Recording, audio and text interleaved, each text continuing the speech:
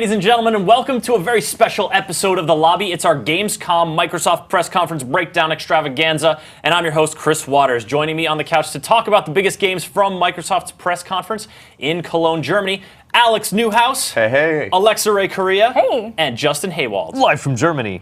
We're not live from Germany. No. We We're at haven't home. transported the set to Germany. We have transported some GameSpot people to Germany. It's not us. No. No. But we were all here watching the press conference early this morning, and we've got some thoughts about the games we saw, because there are some pretty cool games that they showed off, and we got some extended looks at games that we've been wanting to see more of. One of the games we've been wanting to see more of, at least from my perspective, is Quantum Break. So let's start right there. And they started off with just name dropping, just dropping Sean Ashmore, Aidan Gillen, Littlefinger. I prefer Carcetti. But you got Dominic Monaghan, so really sort of leaning into that fact, hey, we've got stars in here. We're connecting this to the TV show, guys. It's going to be big. It's hard to be excited about a TV show for a video game because we've seen not a lot of great ones. I mean, it always feels like this is going to be something that's tacked on. But this is one time when I'm really excited for the show. It looked really good. It's all these characters from Lost, and the story seems really interesting.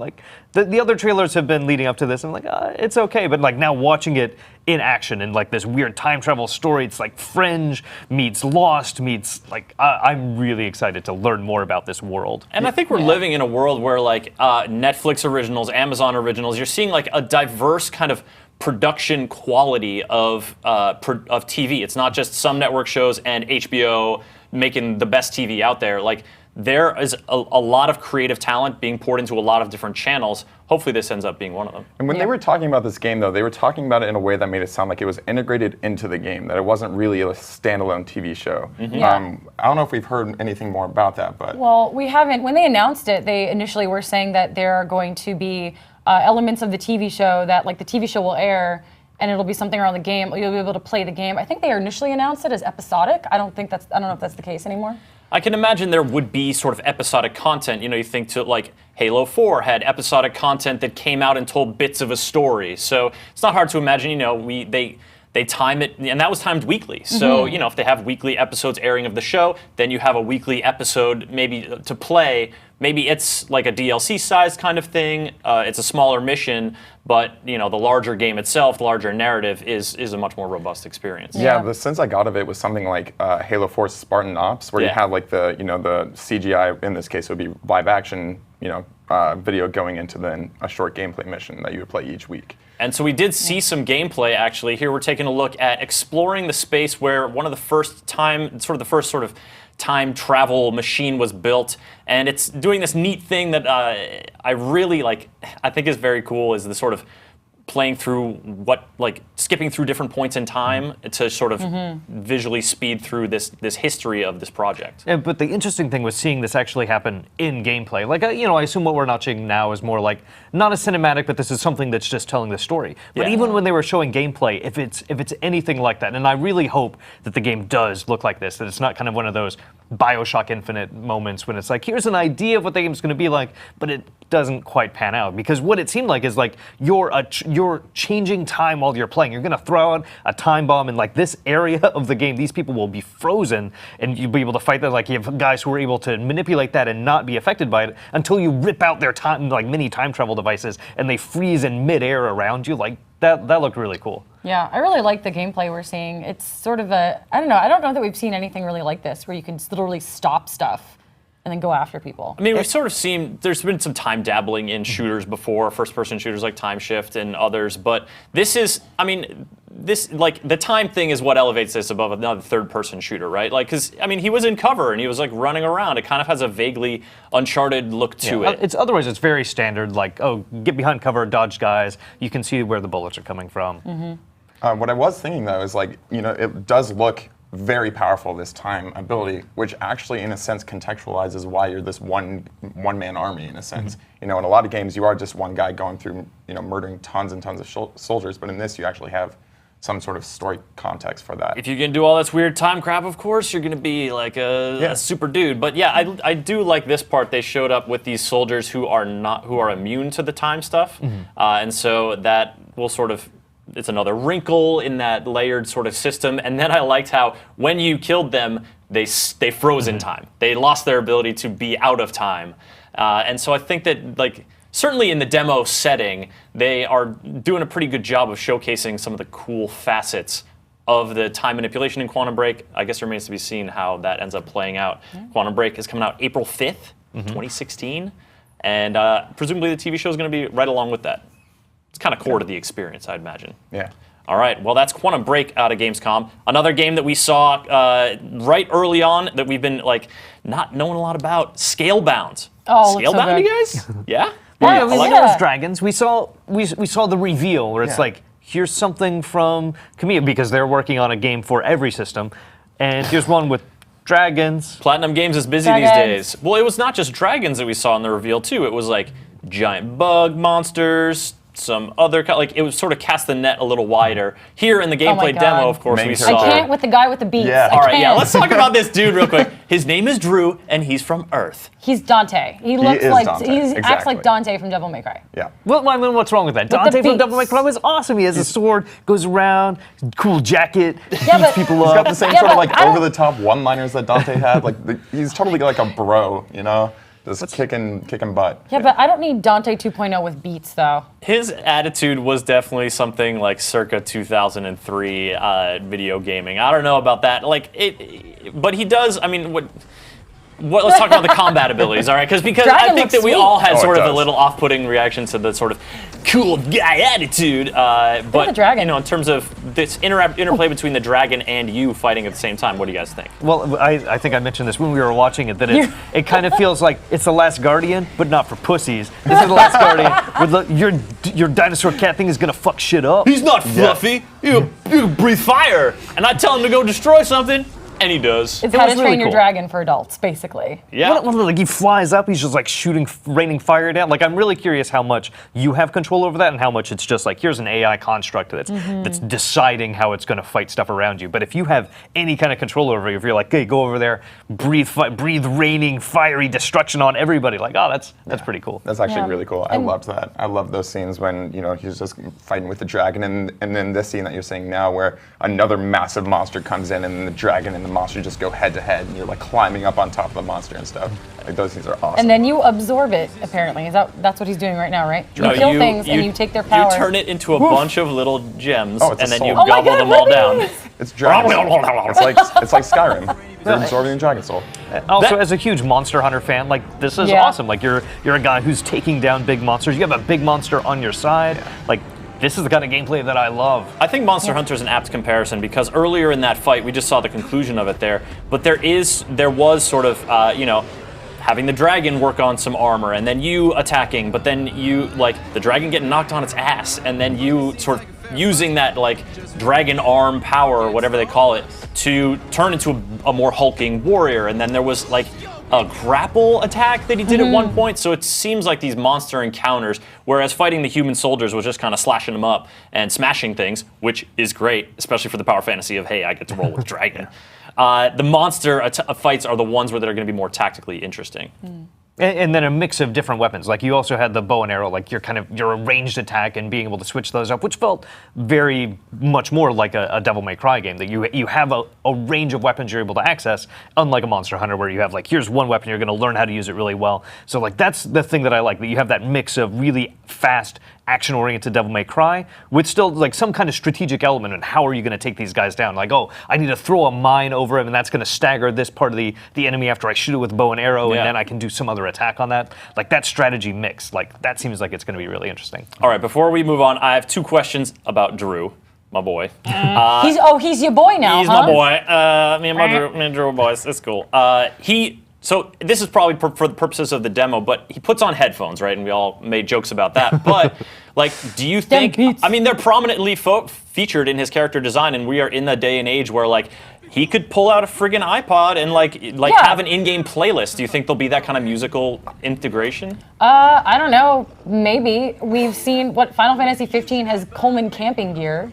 I think it There you would be go. possible that we'd I see mean- a branded headset music, whatever. Maybe like, I don't know, Apple Music.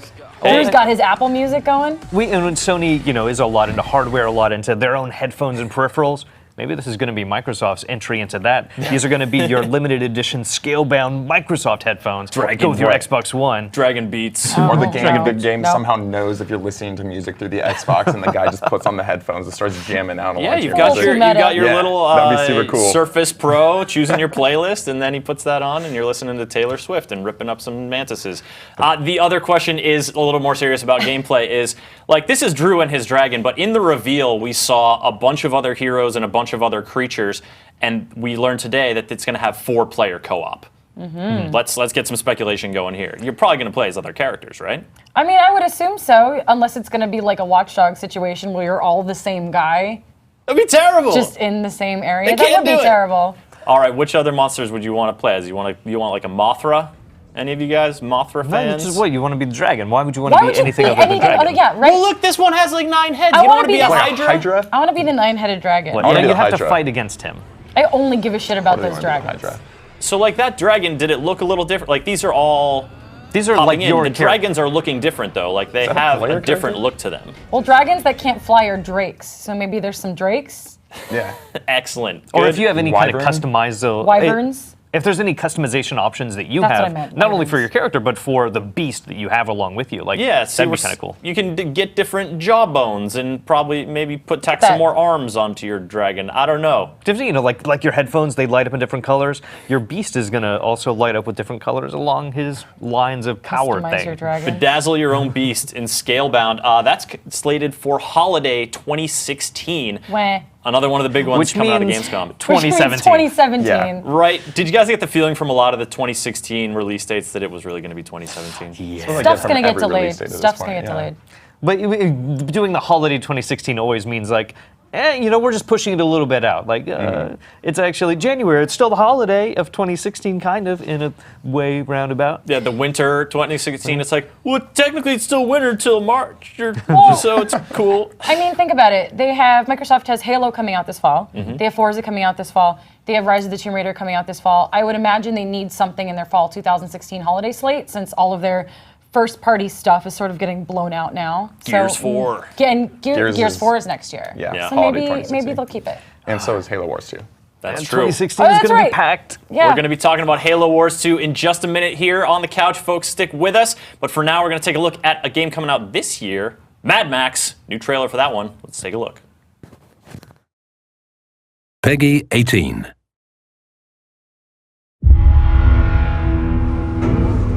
Look behind you. At dune after dune of drifting, half-forgotten terrors. You flee them. These past phantoms, and the madness that crawls inside. Griffer can help you venture down to where you daren't go yourself, and lay bare your true promise.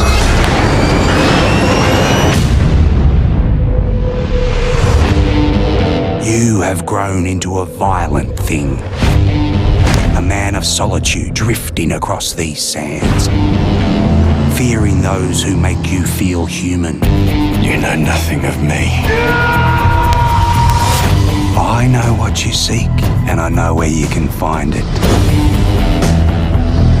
There's something brewing out there. War boys from Gastown are tightening the noose fierce-like.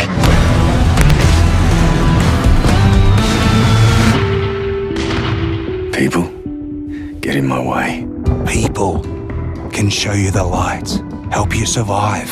People can bring you the solace you so desperately desire. War boys have been sighted, prepping most likely for an assault on our beloved ship. You wish to know more about yourself? More about the man you've become? But this is a very different world, my friend. You tell me, son. Tell you what? Tell me why I shouldn't land a slug right between your eyes.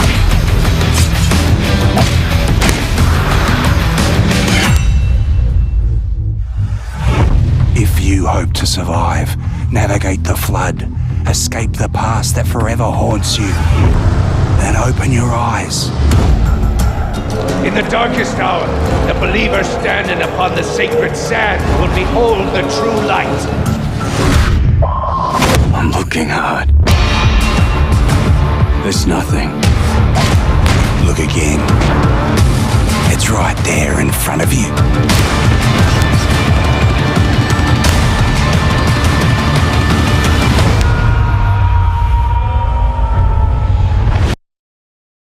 In a year with a new Halo game coming out, you'd expect to see a lot of Halo at Microsoft's press conference at Gamescom, and we saw a decent amount of Halo. I don't know if I would call it a lot, but an interesting tease towards the end of the show. We'll get to that in a minute. First off, we're going to talk about Halo 5 Guardians. Joining me on the couch, it's Alex Newhouse and Mike Mahardy. Hi, guys. Hey. Hi, Halo? You guys, Halo? Yeah. Yeah. So we're both big Halo fans. Yeah. A couple in the Halo. office. Showed the new map today, Coliseum. Mm-hmm. I mean, they do this all the time when they show a new map, and people like myself get excited about it. But it looked like kind of like one of those, a lot of varying sight lines. There were kind of places where you could see like power weapons, like the sniper rifle coming into play, but also a lot of close quarters, which is kind of always good too. But it's also a very vertical map, and they showed them playing capture the flag, so they were kind of making use of the jetpack and the ground pound. Yeah, it's one of these, it feels like a close quarters map. And, watching it, because the players are so focused on the corridors and the platforms and sort of their kind of play sphere, I don't know, it's a little tough for me because I don't get to see, like, the grandeur of the map. There's no, like, Halo arcing up in the distance or man cannons shooting you across the big map. I'm itching to see some bigger maps out of Halo, but we saw a little bit of those during Warzone demos at E3 this year. And so here we're seeing a close match between some esports folks. And one of the notable things here in sort of Halo 5's very, what's the word I'm searching for? Concerted push into esports. Their like huge emphasis on it is this spectator mode that's showing you the silhouettes of all the guys around. Yeah, and I think this is huge. Like, with a first-person shooter, if you're trying to make a push into esports, you desperately need a spectator mode to make that thing worth it. With any sort of sports event, or even, let's say Dota or League of Legends, they all have those, like, over-the-top or, the sort of modes that let you see everything that's happening on the field. You really need to have that sort of perspective to know where you are on the map, like who's around you, if you're watching it, if you're trying to follow it. And I think the silhouette's an interesting trick because so much of the satisfaction I get from playing Halo multiplayer is the mind game of position. And I think you're around the corner. Are you going to push? Are you going to try to grenade and hold off? Or are you just going to crouch and wait? So as a spectator, it's not always easy to have that kind of sense for what's going on in the flow of the map, especially when you're hopping between perspectives. So getting that sort of at-a-glance info to give you a little bit more to work with, give you a little bit better understanding of what's going on, I think it's a good move. They're also trying to bring a lot of attention to the esports mode by offering up a lot of money. $1 million prize pool for the Halo World Championships. It's not quite the biggest prize pool in esports, not really by a long shot with the international going on right now, but what do you think? Think this sort of push for Halo 5 esports is gonna bear fruit? You guys optimistic? I'm optimistic, yeah. I think Halo 5 definitely seems like any Halo, it seems like it's the most well designed for esports. I think it'll, like you said, the prize pool is $1 million, maybe a little more. I think it's $1 million. Okay. Yeah. Which you have the international, which is like 17 right now this week. But I think it's a good start at least. It gets my hopes up because Halo 5 looks great from what I've seen and what I've played so far, and I'm excited to see what that tournament can do for it. Would you watch some competitive Halo? Yeah, definitely. Would you go to a stadium in Seattle to watch some competitive Halo? Yeah, maybe. Not yet, I don't think. All right, so Halo 5 Guardians, actually not the biggest Halo news to come out of Gamescom. That honor goes to the conference-ending announcement reveal of Halo Wars 2. Halo Wars, the RTS sort of scion of the Halo franchise, came out in 2009. Lukewarm reception at best, I would have to say. But what do you guys think? Did you have some Halo Wars fun? Okay, I am so excited for this. This is by far my favorite reveal at Microsoft's Gamescom event. I absolutely loved the original Halo Wars. I was that guy who was like, that is like a 9-level game. Like, I loved it. Really into it. I thought it was. Well, what'd you like about it? I thought it was the best example of an RTS on a console that's existed so far. I also just, I loved that it was an RTS in the Halo universe. It was something so novel, especially then when I think it was Bungie was developing Halo 3 ODST at that point, or just released it, and it was just a really novel way to get something new into the Halo formula. And so I just thought that the campaign was awesome. I didn't really play much multiplayer, but the story missions were really good, and it was nice to see a glimpse in the story. And so that was, of course, developed by Ensemble Studios. This one is helmed up by Creative Assembly, better known, known for their Total War series. And if anyone's got some RTS chops, it's these guys. But in terms of the RTS on console, that's a new thing. Of course, worth remembering that this is for Xbox One and Windows 10.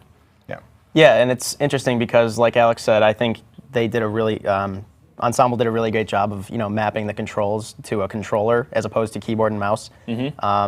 It'll be interesting to see how someone that has so much experience with RTS, Creative Assembly, will handle it. I think they'll do a good job, and I'm interested to see how they can expand the scope because Halo Wars, unlike Alex, I didn't like it as much. I think I liked it for about 5 hours.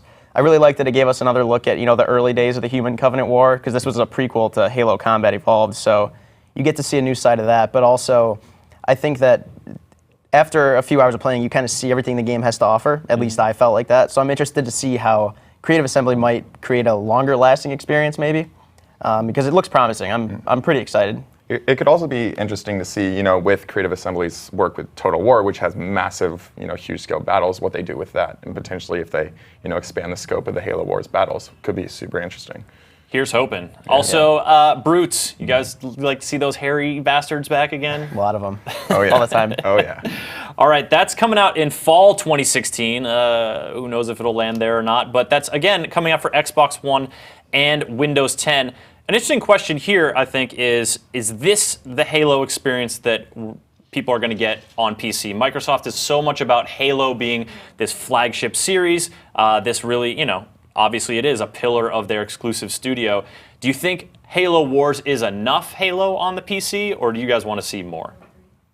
I'd like to see more. I think it's a good start. I mean, I know that sounds like the easy question, but I think it's a good idea to kind of gauge how much people want, because I think, it's in demand on PC and everything, but I'm excited to see how they could use this as a springboard to kind of get into more. And, there are a few genres I can think of that would be better suited for PC than RTS. I think it's a good start as well. Like what they have so far on the PC is Spartan Strike and Spartan Assault, and then Halo 1. And so if they really push, start to push into like here's a fully fledged game, here's something that we know that fans of the Halo series as a whole will like, then I think that's a good start and it's something expanding more. All right, folks, let us know what you think about the Halo Wars 2 announcement in the comments below.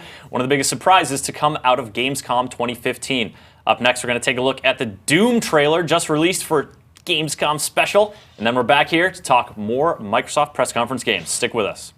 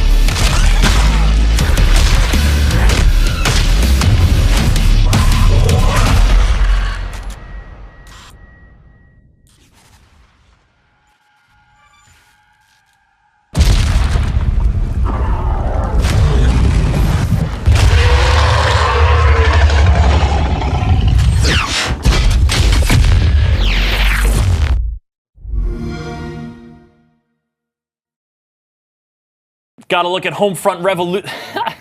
Sorry, guys. It's Homefront The Revolution. Homefront The Revolution coming out of Gamescom with a demo that showed off a lot of the sort of a glimpse of the open world stuff and a sweet motorcycle. Here to talk about that game, Aaron Sampson and Mike Mahardy. Hi, guys. How's it going? Hey. Oh, it's going good. Pretty entertaining press conference. There were some decent games on show, nothing to blow you away, but I was personally interested in Homefront Revolution.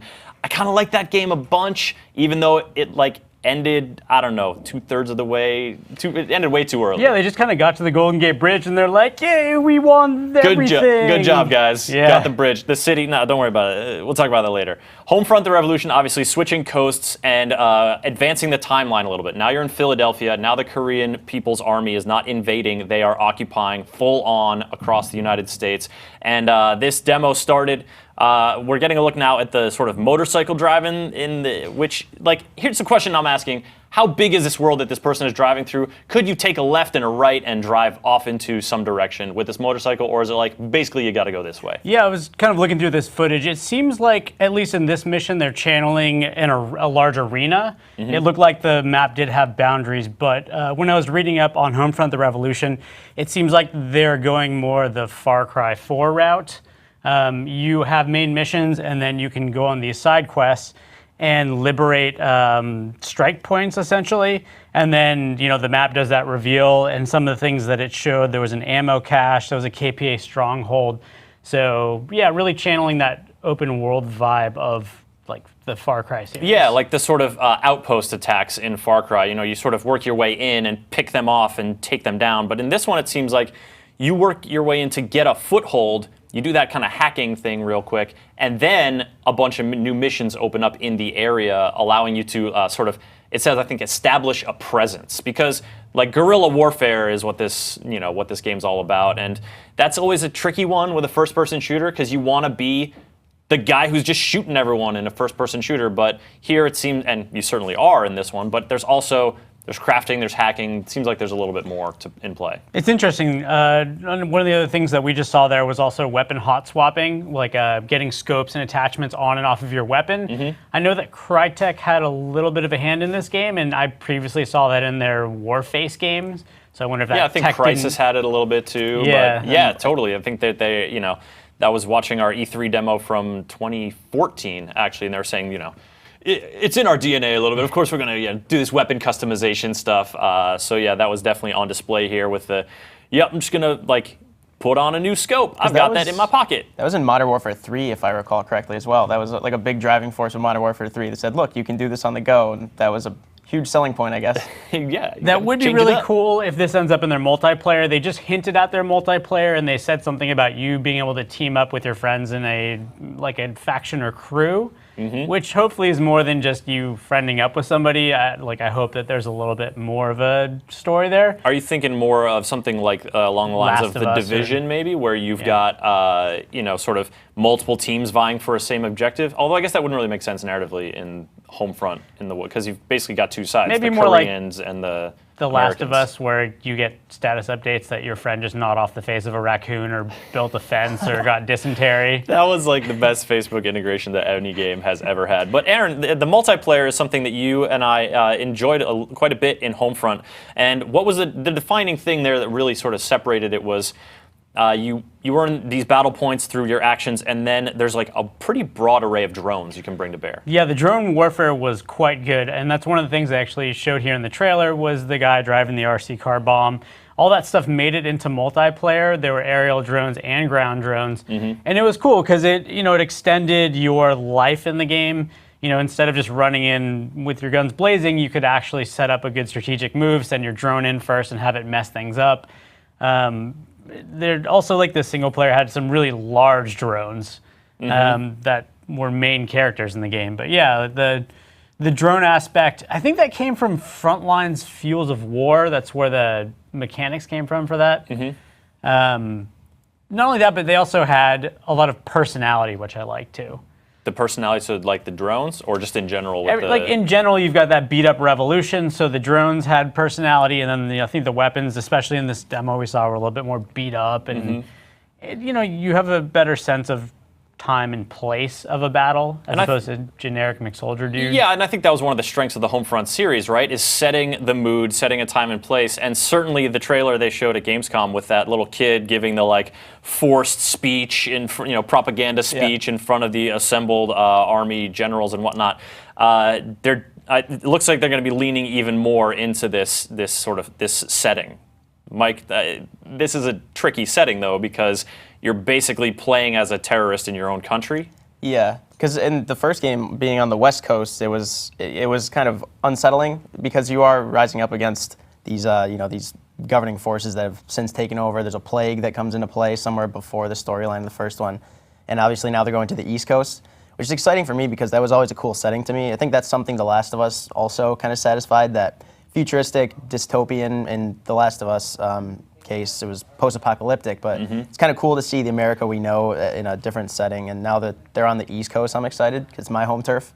But it'll be cool to see how they handle that, especially because, like Aaron said, for multiplayer and single player, they were kind of going off their work on frontline Fuel of War, and it'll be kind of cool to see how they iterate since the original game has kind of maybe not aged so well. I'm curious to see how they do with the sequel. And what new, sort of gut-wrenching stunts they pull hiding in a mass grave. I don't think I've ever done that in any other video game except for Homefront. That's Homefront Revolution coming out 2016, I think is the general time period. So we'll see how that shapes up in the coming months.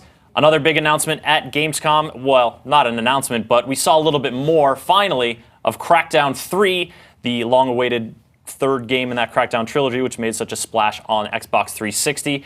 How do you guys feel about Crackdown? Jumping on buildings, grabbing the orbs, doing superhero stuff. You like it? Yeah, I had a lot of fun with the first Crackdown. I remember, I think after Call of Duty 2, it was one of the first Xbox 360 games I played.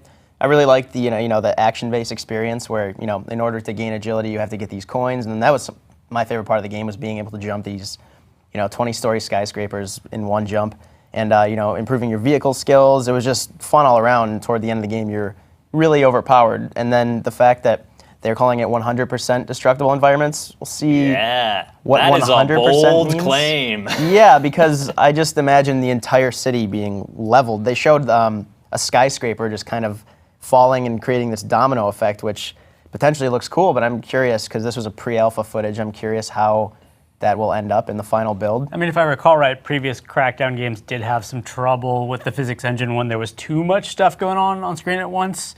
But it's a really good concept. I really love the Red Faction series, like Red Faction Guerrilla, and any game that channels that level of destruction is great in my book. And we're seeing, obviously this is pre-alpha, so it doesn't, the detail on textures and stuff isn't that superb, but I'm okay with that. If they're gonna actually accomplish this kind of destructibility, I don't need to go up and look and see realistic concrete pictures staring back at me. Crackdown has always had this kind of vaguely stylized, cartoonish kind of look to it, and I think if they lean into that, maybe they can save some processing power on textures and stuff. Obviously, I'm so technically savvy. I definitely understand how all this works. No, but it's interesting to see that kind of ambition, because I think destructibility is is one of the sort of new frontiers that graphically and engine-wise there's still a lot of room to push. It also does beg the question, if everything's destructible, who's going to be the first guy to try and destroy the entire map? Oh yeah. Is that going to happen? Definitely. I will try right away. Well, you're going to have, I think, because they're also talking about multiplayer. They mentioned that multiplayer beta, Xbox One folks are going to get first access to that in summer 2016. So, multiplayer, that kind of destruction, well, you just have a new match and it's all back. But how does that destruction play into single player? Is there even a single player proper campaign? I don't know. It could just be some kind of multiplayer shared hero space where you're all just romping around fighting over orbs. And again, going back to Red Faction, they did have a good multiplayer in that game where you could do fun things, like you jump on the roof of a building, somebody would be running below you, and you just pop the roof open and then throw a grenade in. It's that really cool idea of you're not safe anywhere in anything. Oh yeah. And the fact that it's, your superhuman cyborg police officers kind of adds even more weight to the fact that you might be able to destroy literally anything. And then if you get to use that effectively against other human players, that'll be pretty awesome to see. Yeah, So, I think that dropping a building on someone could be pretty delightful. Probably hurts. / effective. All right, we'll be looking for more on Crackdown 3 as Gamescom continues. Of course, we're going to be here all week with Gamescom coverage coming from Germany and coming at you from our offices here in San Francisco. Next up, we have a trailer for Naruto, and then we're coming back to talk about one of the bigger demos of the Microsoft's Gamescom press conference, Rise of the Tomb Raider.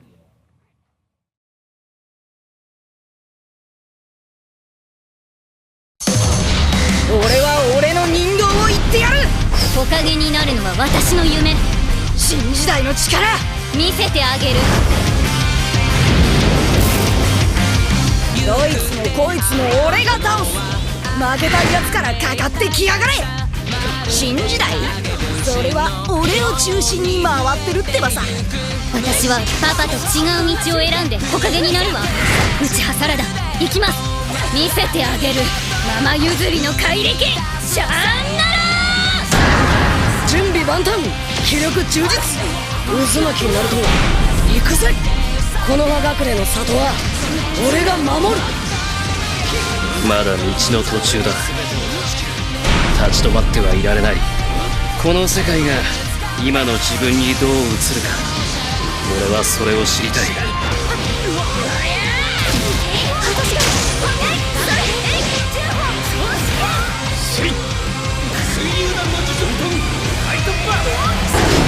ナルト2000連弾ナマキ超大玉螺旋カレンダーハート車しばれ燃え尽きろサスケ決めるぞ。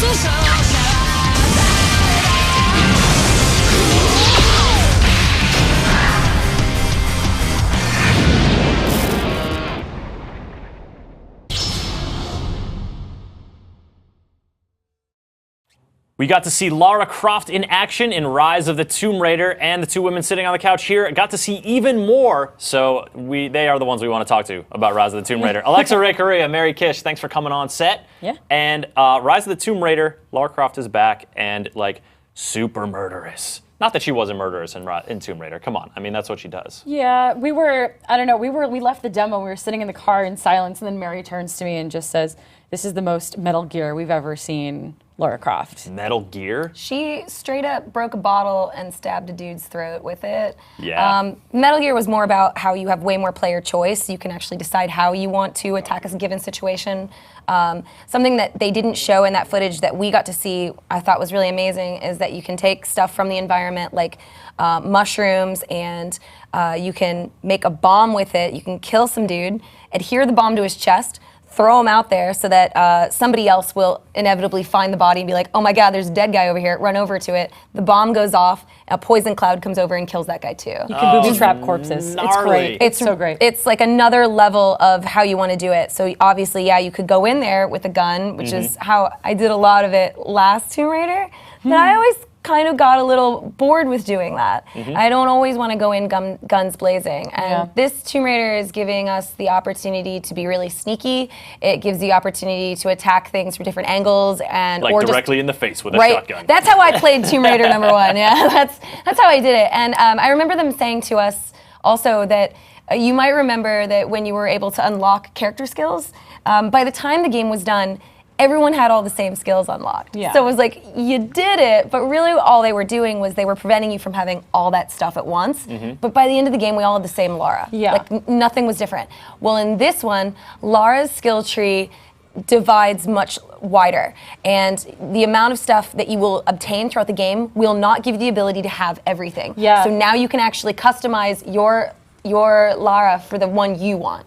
They were telling us that you could play the whole game and not unlock everything. Like they have, the skills are a little bit different. There's more exploration-focused skills and then more combat-focused skills, and you could choose to either, I guess, focus on maybe upgrading her climbing axe or upgrading, you know, there's a skill where you can learn how to read glyphs and stuff, so you get that sort of archaeological element to it. So you can either focus on one or the other, and by the time you're done, like, you'll have, like, your Laura may be different from, like, someone else's Laura because you focused on this one thing or you maxed out this one thing. I think it sounds really cool. And certainly the Laura we saw in this demo, you know, was sort of more the pugilistic, more violent Laura. But this is also like, you know, if you're demoing something at Gamescom, you're not going to show oh my God, I've been running around this big open area for like 30 minutes finding all these little things, which was one of my favorite parts of Tomb Raider. And of course, that's going to be in Rise of the Tomb Raider as well. Let's talk a little bit about that exploration. Did you see a little bit more of that during the demo that you saw? We did. We actually got a look at the Prophet's Tomb, which is one of the first tombs in the game. Big tombs are back, like big physics-based puzzle-laden tombs, and we spent, I think it was maybe like 20 or so minutes in it. And there's a lot of, they've sort of built the tutorial into the environment, so it'll give you like a small situation, like you need to learn to flood a room to get Laura to a higher platform. And they present it to you in like little bits, so by the time you're towards the end of the tomb and things are more difficult, you sort of know, oh, like I look for walls that look like this, and then I can use this. And it was just like, it's beautiful. It builds I really those like tools it. in your arsenal to create something that's more complex in the way that like many good sort of puzzle solving kind of situations are. And it's great to hear that, yeah, those tombs are big. I think that's been one of the bigger focuses, certainly of their PR campaign for Rise of the Tomb Raider is, yeah guys, tombs are back. In a big way. Remember, I think we all remember the disappointment of walking into a secret cave and having it say optional tomb. Nobody wants an optional tomb. I'm a Tomb Raider. And they said that was a huge part that they wanted to fix in this one. So tombs are not really optional anymore. This is about exploration and finding out and discovery. Because of the next gen, they can make the tombs bigger. I believe they've claimed that they're 3 times. They can make them 3 times the size. And with that, as you're saying, Chris, more secrets. So Tomb Raider's known for these secrets. In the revamped, they kind of changed the word secret. Literally, you'd find this little shiny object in Tomb Raiders, right? And it would say, you found a secret. And I'd be like, cool, I don't know what that is, but it's a secret. In this one, in the revamped Lara, they've been doing, a GPS has been one of them. Just like little artifacts is another one that you can find, and they've done that for this one as well. So you will find sneaky little artifacts hidden without the game, and I believe they're going to bring back GPS and other secrets within the area. So there's more to discover than just finding out what's in said tomb. There's always hidden pieces along the way. Yeah, and Laura's not going into that. Laura's not fighting for survival anymore, so she's sort of proactively running into this adventure and throwing herself in danger because I believe the story this time is she's following her father's research and looking for these secrets in these 2 connected myths, which I've explained in a lovely primer on GameSpot.com. And you get the sense that she's not like, you're not trying to fight people off anymore. You're actively like running in, and I think that sort of proactivity and that it makes her very action focused. Like you can see her becoming. This is the bottle part. Yeah, like she's becoming the Tomb Raider. Yeah. I know that sounds cheesy, and that's obviously like the name of the game. But I think from what we saw, you really see it, and you're really feeling it. That she's growing and she's maturing and she's becoming this like savvy, super smart archaeologist and like super physical prowess, badass lady. She's coming into her own. I think there was something to be said about the story lacking a little bit in the first game. I am a huge fan of the series, and the stories are never, a huge part. It's not like anyone ever believed that Lara did backflips all the time, every time she jumped. And killed a Tyrannosaurus with 2 pistols. God, she's cool. Yeah, but like she is. this new way that they've taken Lara is very realistic. They want you to feel like she's a real human being that has feelings and emotions, and she goes through some shit, and sometimes she gets stabbed through the belly, and that hurts, and it like changes the way she can play the game. But the story in the first game got a little obscure. You didn't really know why she was doing this or why she was even exploring anything at all, because she was barely surviving. She was like struggling to live.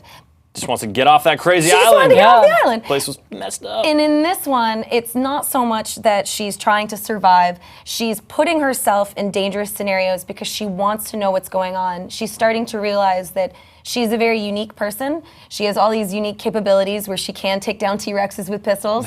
And it's a mistake for her to not put herself in danger because she's one of a kind. Yeah. And I think that they're selling that character a lot better in this one. She's just a very unique person, and she's super badass, and she will cut you. Action hero Lara Croft.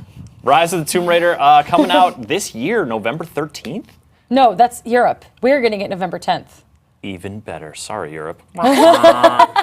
All right, Alexa, Mary, thank you so much. If you guys want to know more about Rise of the Tomb Raider, as Alexa mentioned, she's got a big article about lore up on the site, as well as a couple other videos. You can delve right into it and see a lot more of what's in store for Rise of the Tomb Raider.